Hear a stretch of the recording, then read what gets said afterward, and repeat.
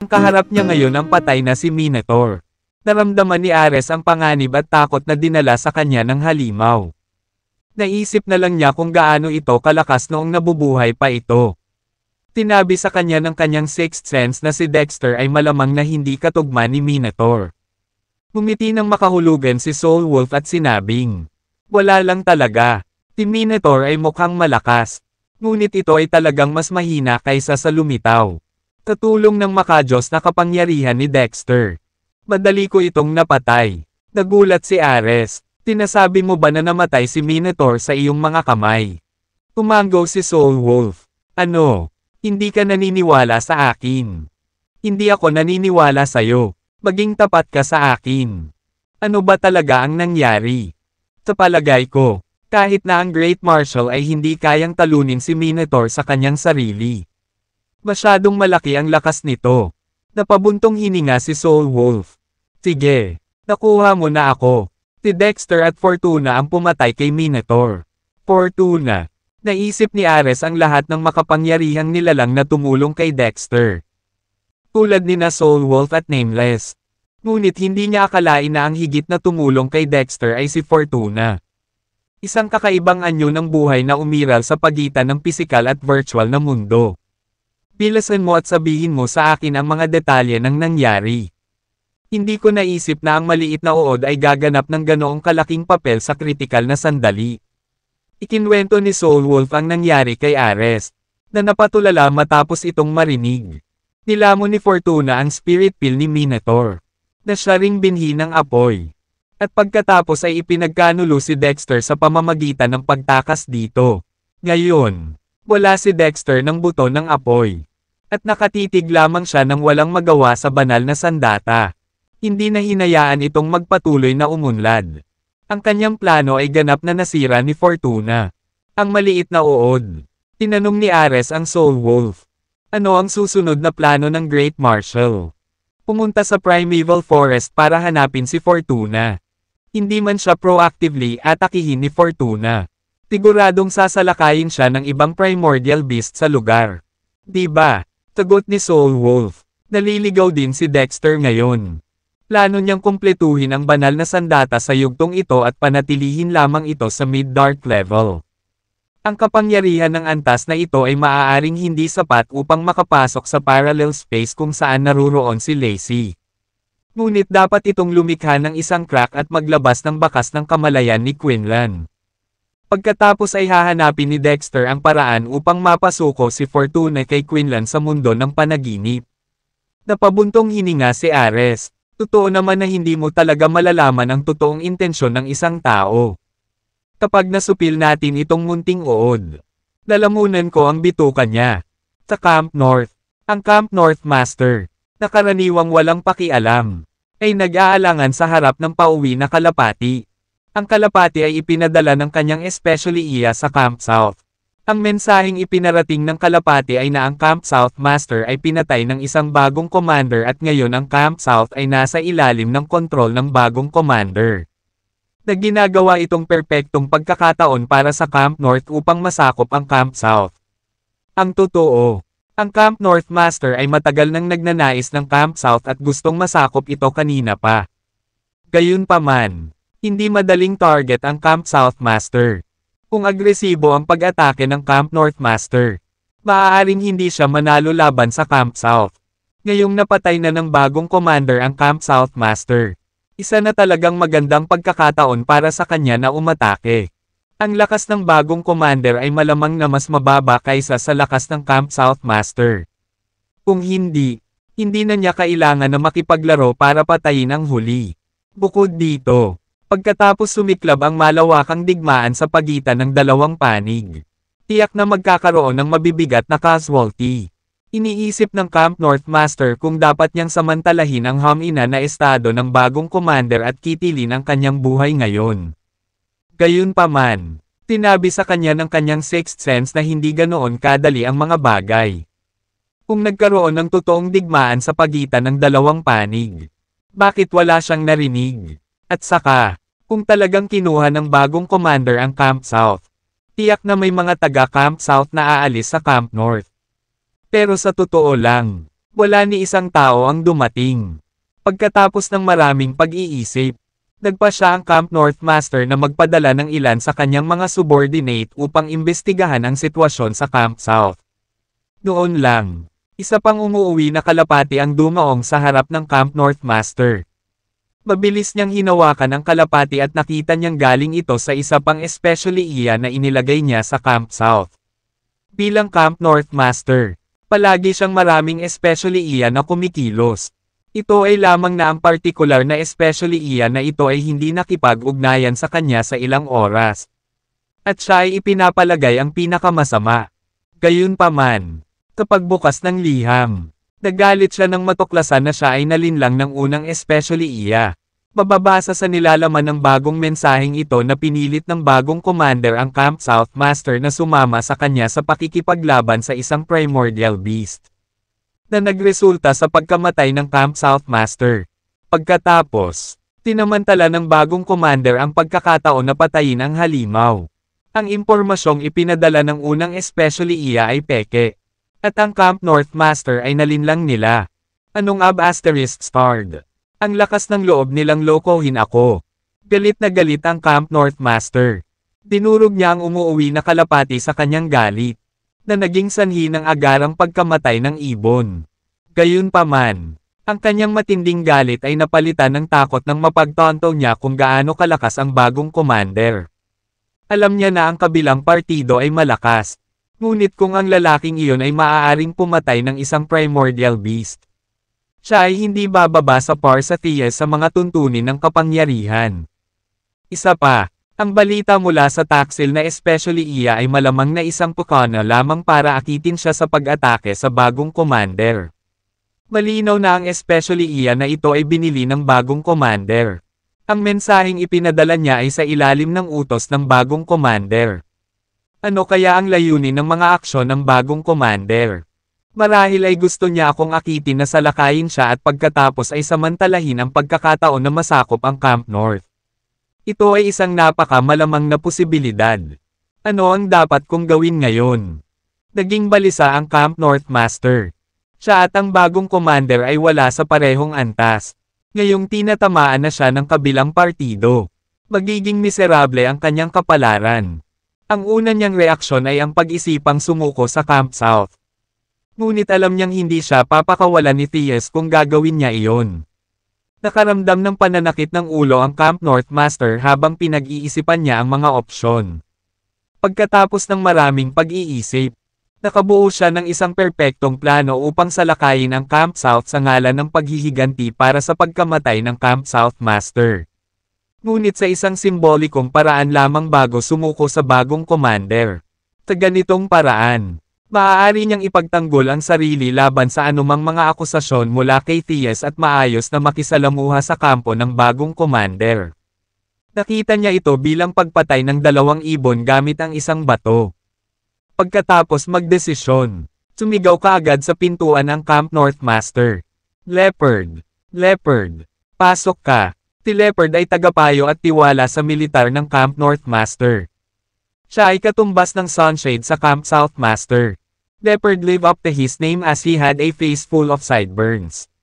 Looking like a cat with whiskers. Ano ang iyong mga order? Camp Master. Tanong niya. Tinabi ng Camp North Master. Ang Camp South ay nasakop ng bagong commander. Narinig mo na ang balita. Nagulat si Leopard. Ano? Ang Camp South ay nasakop na ng bagong commander. Bakit wala akong narinig tungkol dito? Kailan nangyari? At bakit wala akong balita? Sa tingin ko nangyari lang ito. Sagot ng Camp North Master. Napabuntong hininga si Leopard sa takot. Ito ay seryoso. Grabe ito. Pati ang Camp South ay nasakop na ng bagong commander. Tayo ba ang susunod na target ng bagong commander? Kaya kailangan natin silang ibagsak bago nila tayo sundan. Mukhang nag-aalangan si Leopard. Camp Master, iba ka hindi magandang ideya ito. Ang bagong commander ay maaaring tumama tulad ng kidlat. Pumatay sa Camp South Master. At makuha ang Camp South ng ganoon kabilis. Kaya dapat na siya ay mabigat. Kung haharapin natin siya ng direkta. Kahit na manalo tayo, Malamang na magdaranas tayo ng matinding pagkatalo. Mas mabuting pag-isipan ito ng mabuti at gumawa ng walang kabuluhang plano. Huwag kang mag-alala. Ang bagong commander ay hindi kasing lakas ng iniisip natin. At ang posibilidad na siya ay nasa itaas ko ay halos 30 hanggang 40% lamang. Gumamit siya ng trick para patayin ang Camp South Master. Kung siya ay napakahusay, kailangan ba niyang gumamit ng mga taktika? Tumango si Leopard ng may pag-iisip. May katuturan ang sinabi mo. Camp Master. Tinabi ng Camp North Master. Sige. Abisuhan ang iba na mag-impake ng kanilang mga panlaban. Dalhin ang lahat ng kanilang makakaya. Lalo na ang pagkain. At siguraduhing dalhin ang lahat sa amin. Sa 7 araw. Tasalakayin natin ang Camp South. Natarante si Leopard. Camp Master. Tama ba ang narinig ko? Pupunta tayo sa digmaan. Hindi ililipat ang ating kampo. Bakit kailangan nating magdala ng maraming bagay? Lalo na ang pagkain. Bagaman naniniwala ako na hindi kasing lakas ng mga kalaban natin. Hindi natin sila dapat maliitin. Sa pagkakataong ito, kailangan nating maging handa para sa isang matagal na digmaan. At kung nakikipaglaban tayo sa isang matagal na digmaan, kailangan nating magkaroon ng sapat na mga probisyon. Hindi pa rin sigurado si Leopard. Kahit na nakikipaglaban tayo sa isang matagal na digmaan, hindi natin kailangang magdala ng labis. Naiinip ang Camp North Master. Ikaw ba ang Camp Master o ako? Gawin mo lang ang sinasabi ko. Ang aktwal na plano ng Camp North Master ay magkaroon ng simbolikong 2 ikot na maliit na labanan sa kabilang partido. Pagkatapos ay magpanggap na natalo at sumuko sa kanila. Dahil gusto niyang sumuko sa kabilang partido, kailangan niyang dalhin ang lahat ng mga gamit upang ipakita ang kanyang sinseridad. Kahit na hindi niya ibigay ang lahat ng pagkain, ang kabilang partido ay darating at kukunin ito mula sa kanilang kampo. Hindi nang ahas si Leopard na pabulaanan ang Camp North Master at maaari lamang siyang sumang-ayon ng may pag-aatubili. Makalipas ang 1 linggo, ganap na handa ang mga tropa ng Camp North. Sa pangunguna ng Camp North Master, nagmarcha sila patungo sa Camp South. Bagamat ang lahat ng mga sundalo ay puno ng espiritu at nangakong lalaban hanggang sa kamatayan. Ang Camp North Master ay tila nakaka-relax. Matagal na siyang pagod sa pagiging Camp North Master. Araw-araw na iminulat niya ang kanyang mga mata. Binubugbog siya ng mga problema sa pagpapakain at pag-aalaga sa libo-libong tao. Naikinainis niya. Gayunpaman, hindi siya nang ahas na umalis ng walang ingat. Kung hindi, parurusahan siya ni T.S. At hindi rin niya matiis na iwanan ang napakaraming tauhan niya. Sa pagkakataong ito, gusto niyang ibigay silang lahat sa bagong commander at tuluyang bitawan ang pasanin sa kanyang mga balikat. Hindi nagtagal, nakarating na sila sa kanilang destinasyon Camp South. Nakahanda na ang mga tao sa Camp South. Sa sandaling makita nila ang mga sundalo mula sa Camp North. Ang mga mandirigma ay mabilis na umakyat sa mga pader. Handa na para sa isang buhay at kamatayang labanan. Ipinaalam din ng Soul Wolf tungkol sa sitwasyon. Ilang araw na niyang binabantayan si Dexter at naiinip na siya. Ngayong dumating na ang mga kaaway na hinihintay niya. Sa wakas ay may lalabas na niya ang kanyang nakakulong pagkadismaya. Tinawag ni Soul Wolf si Ares at sinabing, Ares, halika rito at bantayan mo si Dexter. Lalabas ako para harapin ang kalaban. Nagmamadaling sumagot si Ares. Hindi. Inutusan ka ni Great Marshal na bantayan siya ng personal. Paano ka makakatakas ng ganyan? Patuloy mo siyang bantayan. At haharapin ko ang kalaban. Hindi. Nilinaw ni Dexter bago siya pumasok sa pag-iisa na darating ang Camp North upang umatake sa malapit na hinaharap. At gusto niyang personal kung ibagsak sila. Hindi ko kayang suwayan ang utos niya. Dahil doon, hindi man lang binigyan ng pagkakataon ni Soul Wolf si Ares na magsalita at agad na tumakbo. Umiling si Ares at ngumiti ng mapait. Sabi ko na nga ba, ang pagsisikap na ilayo ang labanan mula sa isang baliw sa labanan ay isang panaginip lamang. Ang nag-iisang lobo ay tumakbo hanggang sa mga pader ng lungsod. Ang mga mandirigma ng Camp South ay nagtipon na malapit sa tarangkahan ng lungsod. Armado at handang makipaglaban sa usok at apoy sa paligid. Maaaring sumiklab ang labanan anumang oras. Umakyat ang Soul Wolf sa tuktok ng pader ng lungsod at tumingin sa ibaba sa mga sundalo ng Camp North. Pero isang sulyap lang. Medyo hindi na siya nakaimik. Ang mga sundalo ng Camp North ay pawang may dalang mga supply. Pang-araw-araw na pangangailangan. Pagkain. At maging mga damit. Tulad ng para sa mga armas. Tila ay nakatago sa mga supply at hindi kapansin-pansin. Hindi sila mukhang mga sundalong handang lumaban. Ngunit mas parang mga tindera sa kalye. Ang kanilang pinuno, ang Camp North Master, ay mas casual ang hitsura. Nakaupo siya ng tuwid sa isang stool. Ngunit malinaw na nakapikit ang kanyang mga mata. At halatang tulog siya. Kahit isang kumikinang na hibla ng laway ay umagos mula sa kanyang bibig. Agad na nag-alab ang galit ni Soul Wolf. Ang lakas ng loob nila. Masyado na silang lumayo at walang pakialam kahit kanino. Masyado nilang mababa ang tingin sa Camp South. Ang kapitan na nagbabantay sa lungsod ay pinalitan ng Northern King. Nilapitan niya ang Soul Wolf at sinabi, "Master Soul Wolf, ang mga taong ito ay tila hindi sila naririto para makipaglaban. Mas mukha silang turista. Ano ang dapat nating gawin? Dapat ba natin silang salakayin?"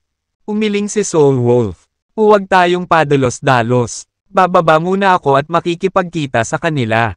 With that, pumalon siya pababa sa pader. Tasandaling ginawa niya ito. Ang mga sundalo mula sa Camp North ay agad na umatras at nag-agawan sa paglabas ng kanilang mga armas. Nang marinig ang sagupaan ng mga armas, sa wakas ay nagising ang Camp North Master at tumingin sa paligid sa takot. Nang makita niya ang Soul Wolf, tumayo siya at sinubukang magmukhang kalmado. "Ikaw dapat ang bagong commander." Sa katunayan, hindi maaaring hatulan ng isang tao ang isang aklat sa pamamagitan ng pabalat nito. Nagmura si Soul Wolf. "Damn you. Ano ang ibig mong sabihin doon? Ikaw ba ay Camp North Master?" Tumango ang Camp North Master. "Tama iyan. Hindi mapapalitan ang isang pangalan dahil lang nagbabago ang sitwasyon. Ako ang lehitimong Camp North Master." Malamig na tugon ni Soul Wolf. "Ipinapayo ko sa iyo na sumuko sa Camp South ngayon upang maiwasan ang hindi kinakailangang pagdurusa." Pumalabog ang puso ni Camp North Master nang marinig iyon. "Oh, sure. I actually came here to surrender to you guys. But I can't surrender directly like this. Kailangan ko munang mag-show para kay TS. Maghintay ka lang. At malapit na akong sumuko." "Okay." Nanatili siyang malamig na kilos at sinabing, "Kung gusto mong sumuko ang Camp North sa Camp South, kailangan mo muna akong talunin." Bumisi si Soul Wolf. "Kalimutan mo na. Wala akong masyadong oras para sayangin ka. Sabay-sabay kayong lumapit sa akin. Matatalo ko kayong lahat para maiwasan ang anumang kawalang kasiyahan kapag sumuko kayo mamaya." Napakayabang. Galit na galit ang Camp North Master. "Masyado kang mayabang. Ngayon, ipapakita ko sa iyo na palaging may mas mahusay kaysa sa iyo." Dahil doon, sumugod siya patungo sa Soul Wolf. Pero syempre, hindi niya ginamit ang buong lakas niya. Gusto niyang ipakita na masyadong malaki ang agwat ng lakas sa pagitan nila at wala siyang kapangyarihan. Kaya kailangan niyang sumuko. Ito ay upang maiwasang sisihin ni TS. Sa pagharap sa matinding pag-atake ng Camp North Master, baka sa mukha ni Soul Wolf ang pang-aalipusta. Pumayo siya at hinintay na makalapit ang Camp North Master bago tuluyang itinaas ang kanyang kamay para gumanti. Sa isang malakas na boom, nagsalubong ang kanilang mga kamao. Hindi ka pani-paniwala ang sumunod na nangyari. Ang Camp North Master ay pinalipad, habang ang Soul Wolf ay napaatras lamang ng 2 hakbang. Halos hindi makapaniwala ang mga tao mula sa Camp North. Totoo ba iyon? Ang kanilang pinuno, ang kanilang paniniwala, at ang makapangyarihang Camp North Master ay natalo sa isang galaw lamang mula sa kaaway. Masyado bang mahina ang Camp Master natin o masyadong malakas ang kalaban? Sa sandaling iyon, nabaligtad ang pananaw sa mundo ng mga tao mula sa Camp North. Tinamba ng Camp North Master ang 5 o 6 na malalaking puno bago tuluyang bumagsak sa lupa. Nag-iinit ang kanyang ulo at blanko ang kanyang isip. Medyo matagal bago siya matauhan. Nakaramdam siya ng katawa-tawa. Oo, siya ay masyadong mahina. At ang kaaway ay masyadong malakas. Inilaan niya ang kaunting lakas niya kanina. Ngunit ngayon ay tila kahit na gamitin niya ang kanyang buong lakas. Hindi pa rin siya makakalaban ng kalaban. Ang pagsuko kasama ang kanyang hukbo ang tanging lohikal na pagpipilian. Inayos niya ang sarili at naglakad patungo sa gate ng Camp South. Sa katunayan, ang pinakamalakas na kasanayan ng Camp North Master ay hindi ang kanyang kakayahan sa pakikipaglaban. Ngunit ang kanyang kakayahan sa pagtatanggol. Ito ay ang kanyang malakas na kakayahan sa pagtatanggol na nagbigay daan sa kanya upang maging master ng lungsod. Kung ang suntok ni Soul Wolf ay tumama sa Camp South Master, ang huli ay pumutok sa putol-putol. Ngunit ang Camp North Master ay dumanas lamang ng ilang menor de edad na panlabas na pinsala. Pinagmasdan ni Soul Wolf ang karamihan at sinabing, talagang malakas ang Camp North Master. Kahit na pinalipad ko siya ng isang suntok, dumanas din ako ng malubhang pinsala sa loob.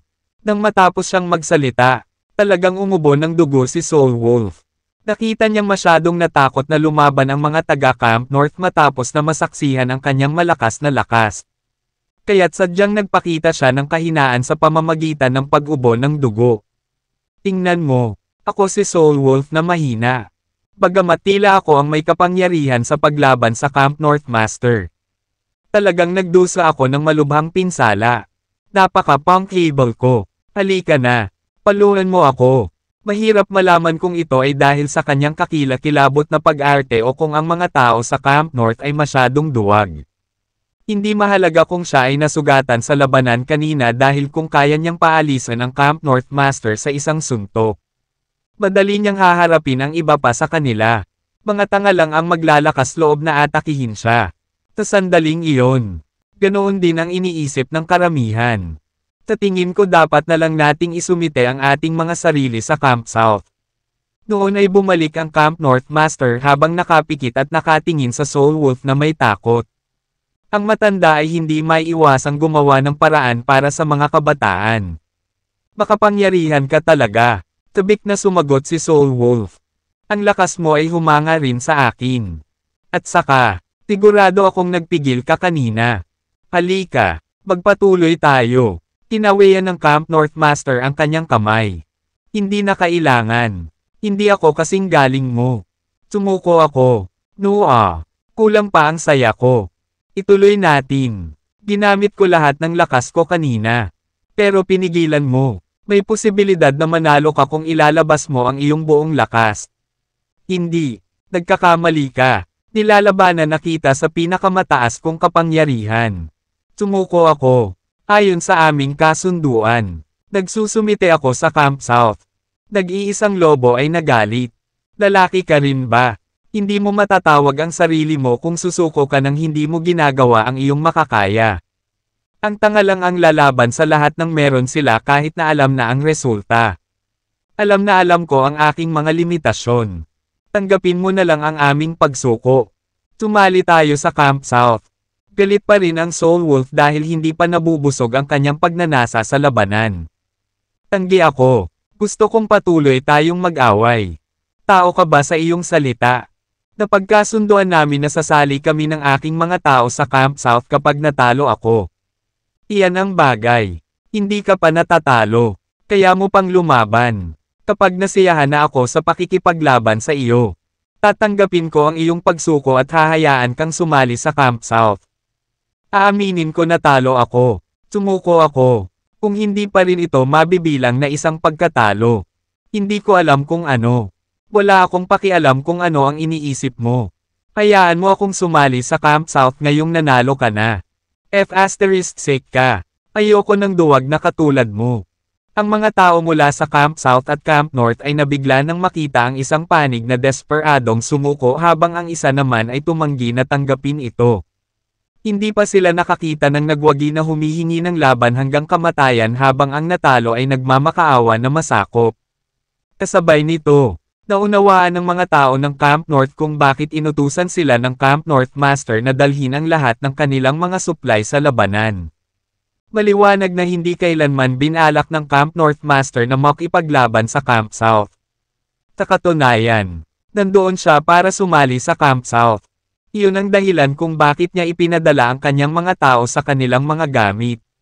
Samantala, walang ideya si Dexter kung ano ang nangyayari sa labas ng mga pader. Nagpanday pa rin siya ng banal na sandata.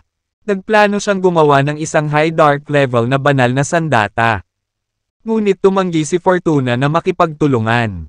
Maaari lamang siyang tumira gamit ang isang banal na sandata ng mid-dark level. Habang nahuhubog ang banal na sandata, kailangan na lang niyang pulisin ito para makumplito ito. Pagkatapos ng 7 araw at 7 gabi ng pagpapakintab, natapos ang pagpapanday ng banal na sandata.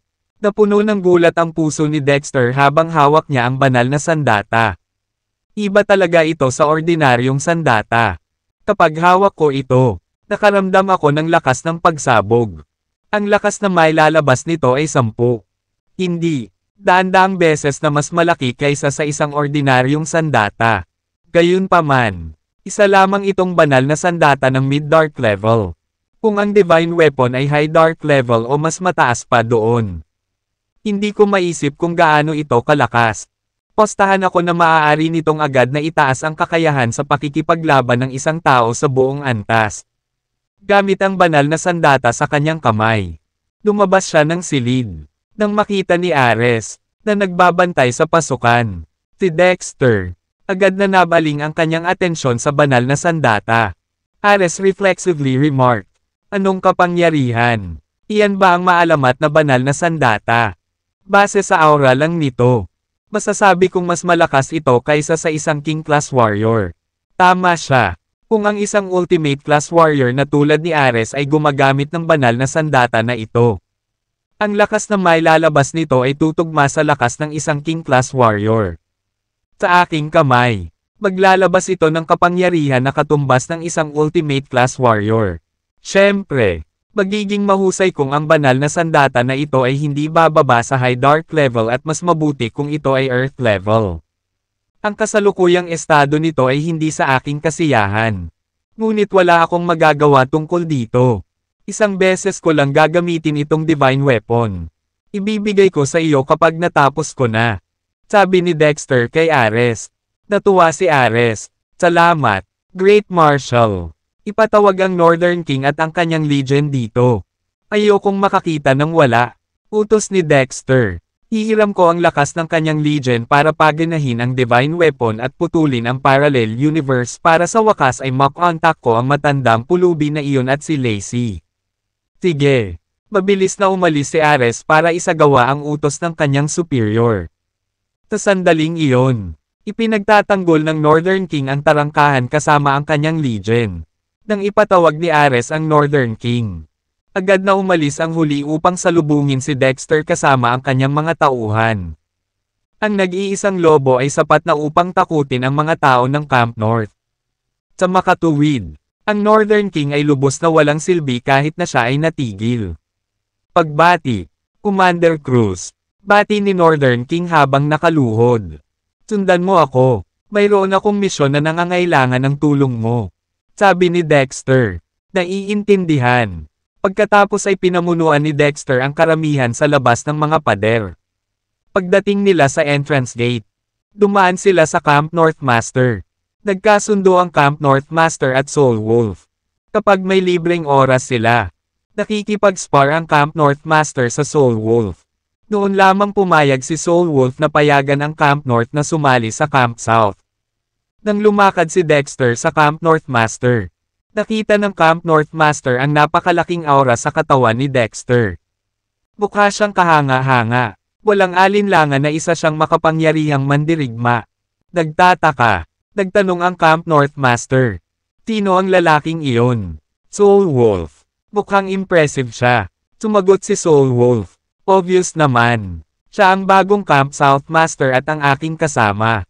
Ano? Natigilan ang Camp North Master at ang kanyang mga tauhan. Hindi ba ikaw ang bagong Camp Master? Hindi ba't ikaw ang sum-akop sa Legion at Centuria? Kalokohan. Sino ang nagsabi sa iyo na ako ang bagong Camp Master? Siya yung bago. Subordinate niya lang ako. Banal na creepy.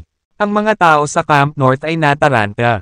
Gaano kalakas ang bagong camp master kung si Soul Wolf?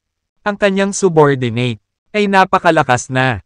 Nakaramdam ng pagkagulat at medyo nakakatakot ang Camp North Master.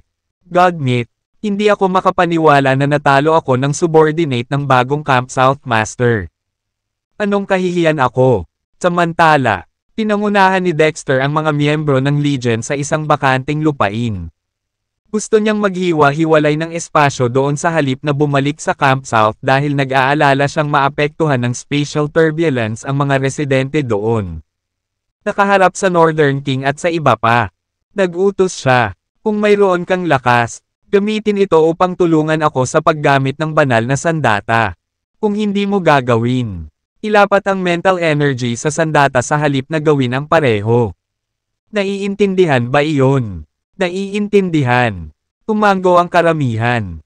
Ang isang malakas na katawan at isip ay kinakailangan sa pagpapakawala ng kapangyarihan ng isang banal na sandata. Katulong ng mga miyembro ng Legion. Buong lakas niyang inindayog ang banal na sandata.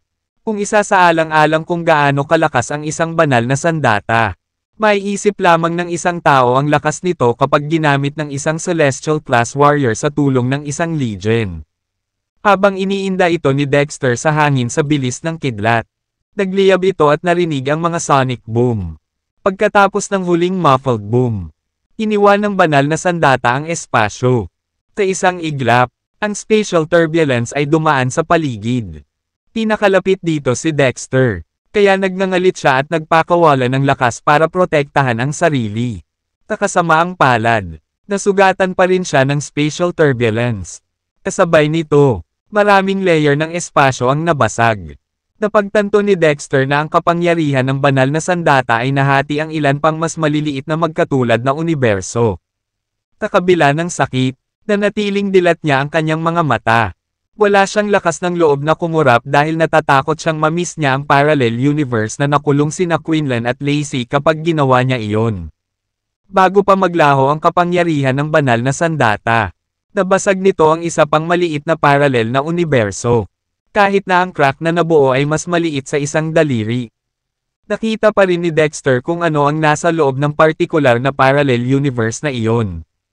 Sa loob ng parallel universe na iyon, nagniniting si Lacey para magpalipas ng oras. Humihingi si Quinlan ng himig habang hawak ang isang inihaw na kalahati manok sa isang kamay at kinakamot ang paa sa isa. Pareho nilang na-detect ang crack ng halos sabay-sabay. Pagsilip dito, nakita nila ang malubhang sugatan na si Dexter. Nadurog ang puso ni Lacey ng tanawing iyon. Ang spatial turbulence ay labis na nasugatan kay Dexter na ang kanyang katawan ay natatakpan ng dugo na para bang nabalatan ang kanyang balat. Pero, nakangiti pa rin siya. Tinatago ang sakit. Dexter, ikaw, huwag kang mag-alala. Lacey, ililigtas kita. Paniniguro ni Dexter na may pilit na ngiti. Galit na galit si Quinlan.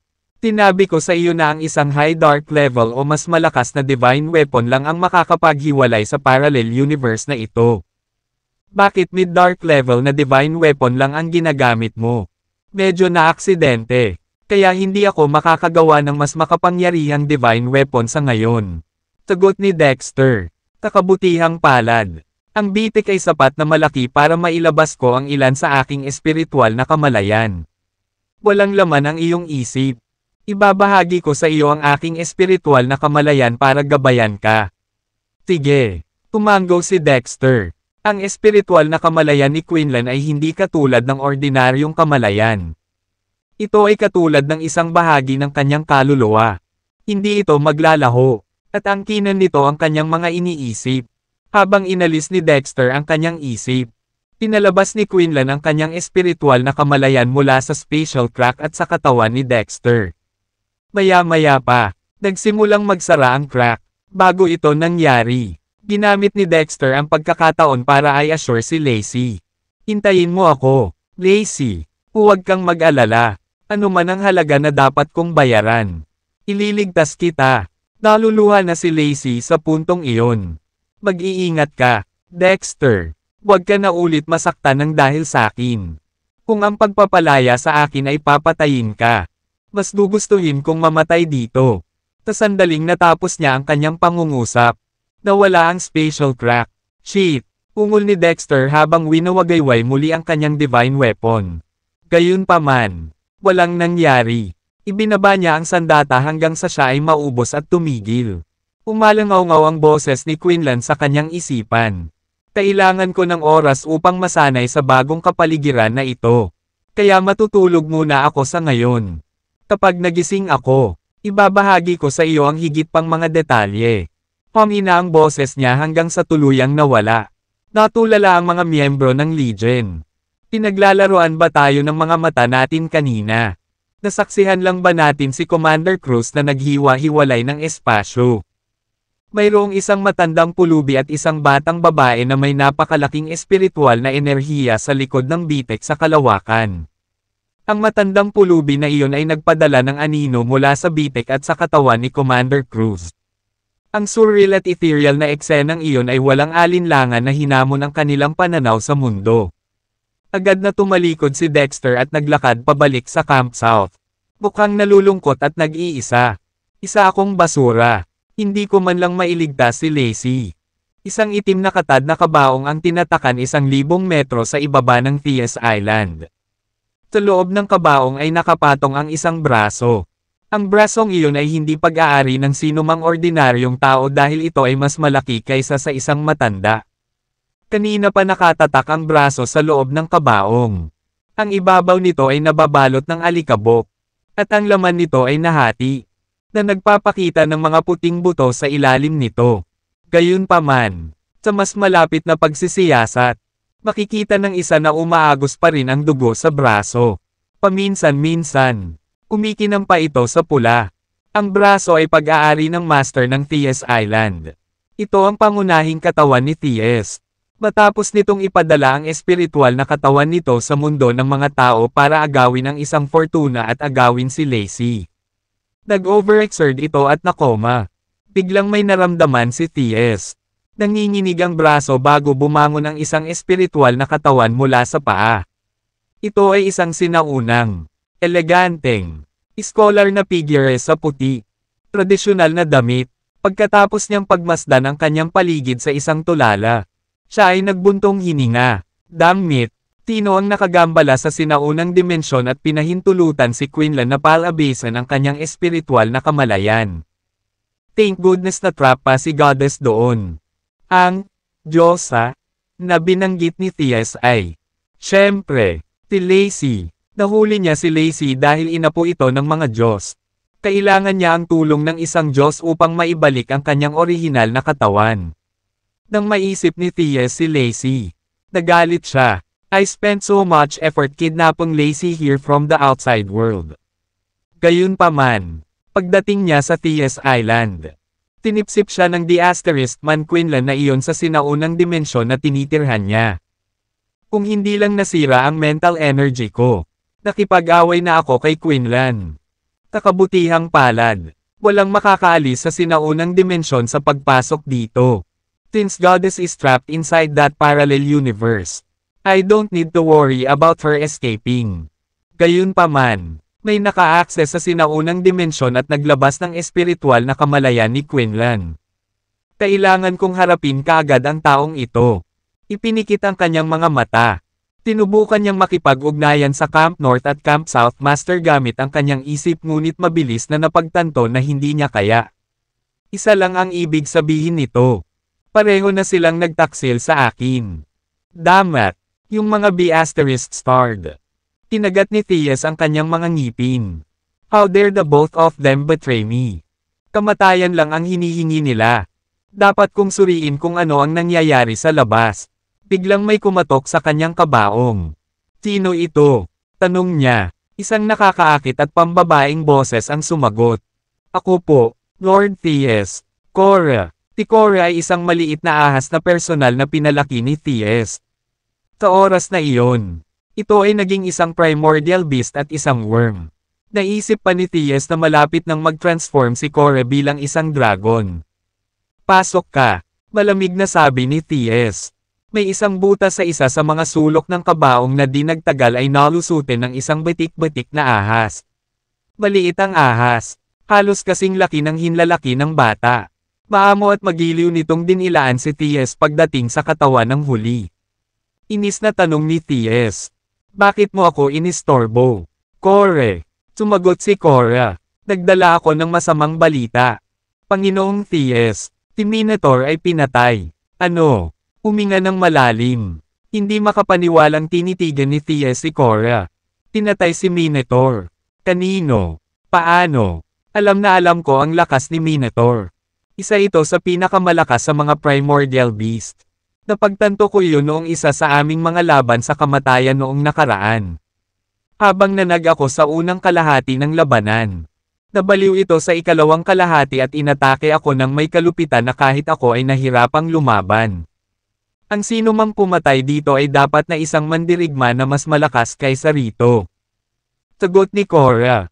Si Minotaur ay pinatay ng 2 tao. Ang isa ay isang baguhan mula sa labas ng mundo. Hanggang ngayon hindi ko pa rin nadidiscover ang identity niya. Yung isa naman, nag-aalangan itong magpatuloy. Inis na tanong ni T.S. Sabihin mo lang sa akin. Itigil ang pag-uutal. Nakakahiya. Ang isa pa ay tila ang hari ng mga dragon. Bulalas ni Korra. Ano? Nanginig muli ang pangunahing katawan ni T.S. Ang braso. Kasabay nito, ang espiritual na katawan ni T.S. ay naging mas parang silweta. Natatakot kasi siya. Pagkaraan ng 1 segundo, galit na sinampal ni T.S. si Korra. Nagsisinungaling ka sa akin. Siguradong nagsisinungaling ka. Matagal nang patay ang hari ng dragons. Bukod dito, maaaring hindi naman ito totoo. Baka gawa-gawa lang ng mga tao. Mabilis itong sumagot. Pakiusap. Uminahon ka. Lord T.S. Hindi ako ang nagsabing bumalik na ang hari ng mga dragon. Lahat ng tao sa Primeval Forest ay pinag-uusapan ito. Tulad ng alam mo, maraming primordial beast sa kagubatan ang nakakita nito dati. Ang ilan ay nagsilbi pa noon. Duda ako na magkakamali sila ng iba para dito. Nablangko ang isip ni T.S. Ayokong maniwala. Pero niloloko ko lang ang sarili ko. Maaaring bumalik na talaga ang King of Dragons. Nakatulog lang ako ng ilang maikling araw. Ngunit napakaraming pagbabago ang nangyari sa T.S. Island. Matapos ay compose ang sarili. Tinabi ni T.S. Ako na mismo ang maghuhusga pagkatapos umalis dito kung ito ba talaga ang hari ng mga dragon.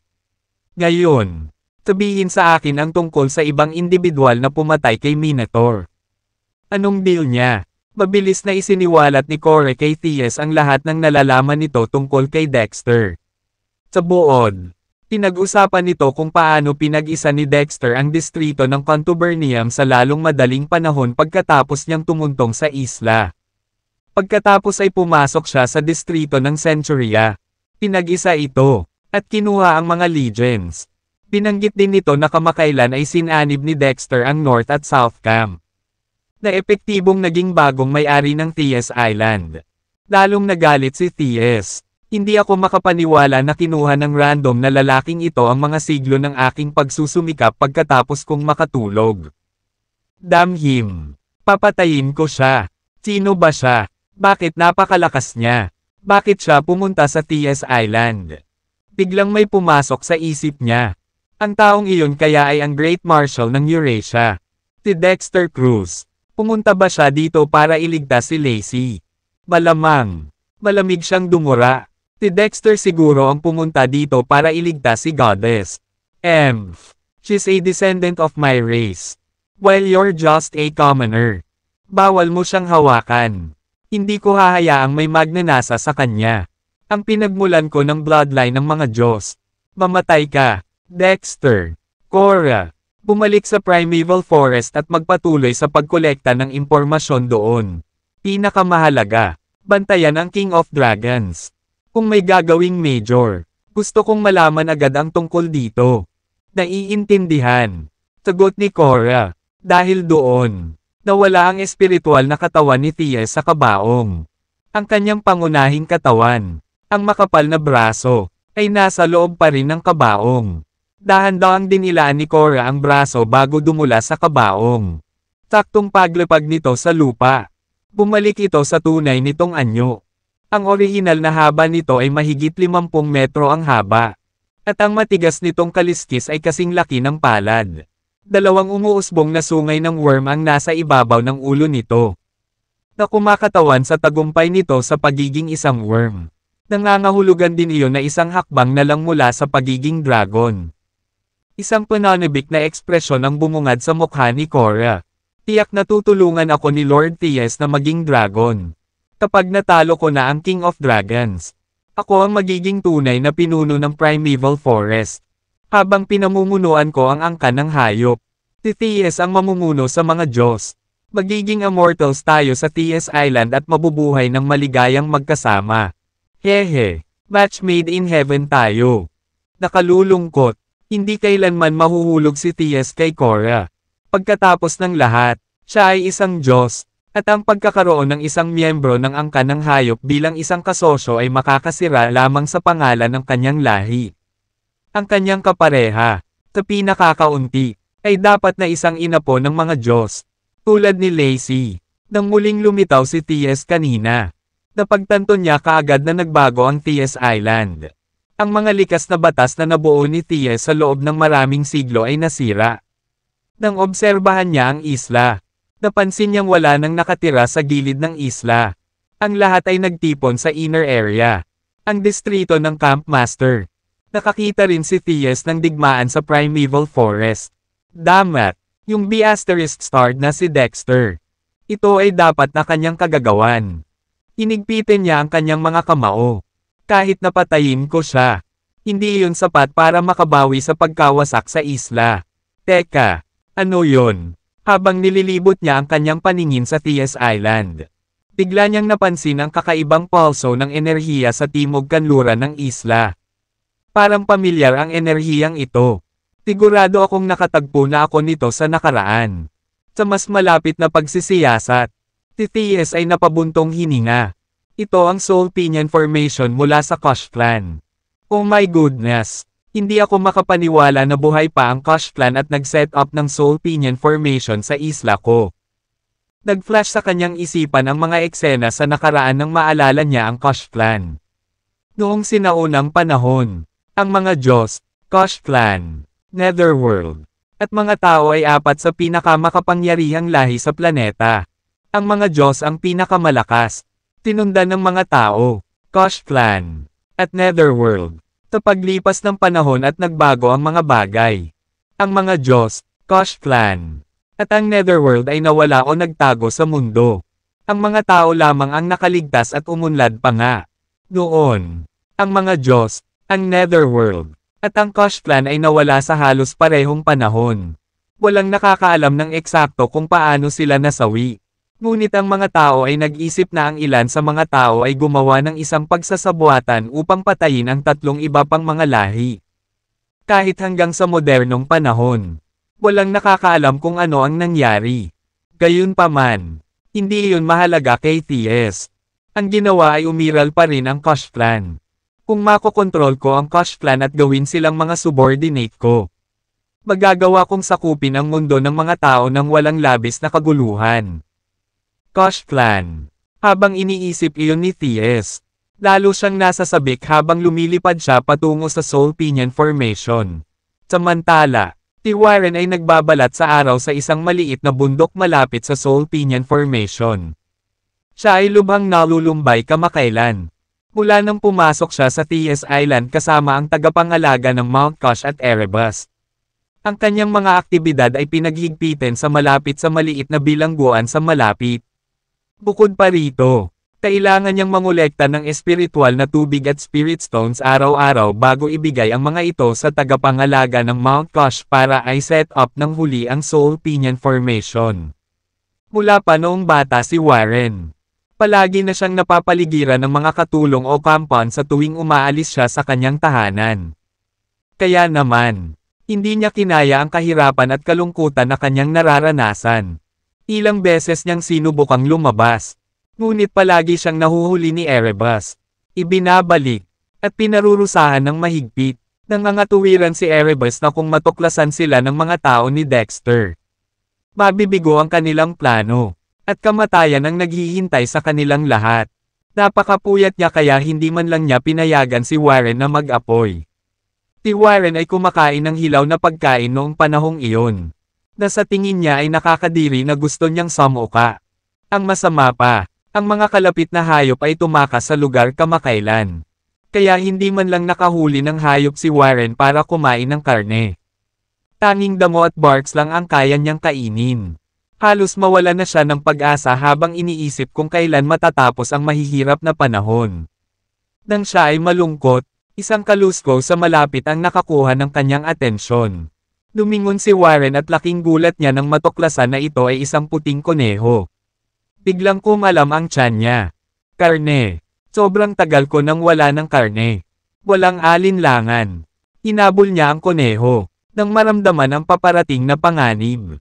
Tumakas ang hayop. Walang humpay itong hinabol ni Warren.